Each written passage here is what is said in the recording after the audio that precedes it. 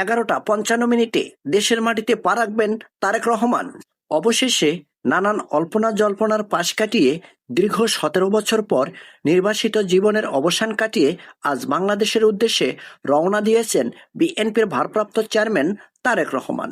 দলটির কেন্দ্রীয় সূত্র বলছেন, লন্ডনের স্থানীয় সময় বুধবার 24শে ডিসেম্বর সন্ধ্যা 6:15 অর্থাৎ বাংলাদেশ সময় রাত 12:15 লন্ডনের হিরোথ্রো বিমানবন্দর থেকে বাংলাদেশ বিমান এয়ারলাইন্স BG-202 ফ্লাইটে ঢাকার উদ্দেশ্যে রওনা দেবেন তারেক রহমান।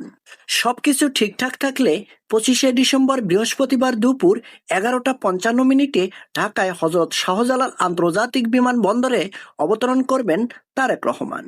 দলটির আরেকটি সূত্র জানায়, তারেক রহমানের সঙ্গে দেশের মাটিতে পা রাখবেন তার স্ত্রী ডাক্তার জুবাইদা রহমান এবং কন্যা জাইমা রহমান, এছাড়া তার আদরের বিড়াল জিব্রু। দীর্ঘ 17 বছর পর তারেক রহমানের দেশে ফেরা নিয়ে পুরো দেশ জুড়ে বইছে নেতা কর্মীদের মধ্যে উৎসবের আমেজ। তবে দেশের মাটিতে উৎসবের আমেজ থাকলেও লন্ডন থেকে আসার পথে লন্ডনের হিরোথ্রো বিমানবন্দরে দলীয় নেতা কর্মীদের ভিড় না করার জন্য বিশেষ অনুরোধও জানিয়েছেন তারেক রহমান। অন্যদিকে দেশে ফিরেই তারেক রহমান কোথায় যাবেন সে কথাও জানিয়ে দিয়েছেন দলটির স্থায়ী কমিটির সদস্য সালাউদ্দিন আহমেদ।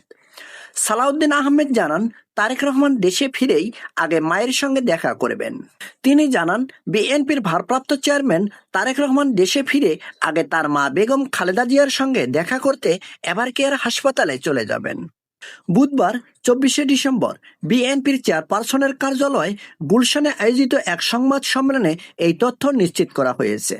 সালাউদ্দিন আহমেদ ওই সময় জানান, বাংলাদেশ বিমানের একটি নিয়মিত ফ্লাইটে বৃহস্পতিবার বেলা 11:50 শাহজালাল আন্তর্জাতিক বিমানবন্দরে অবতরণ করবেন দেশনায়ক তারেক রহমান।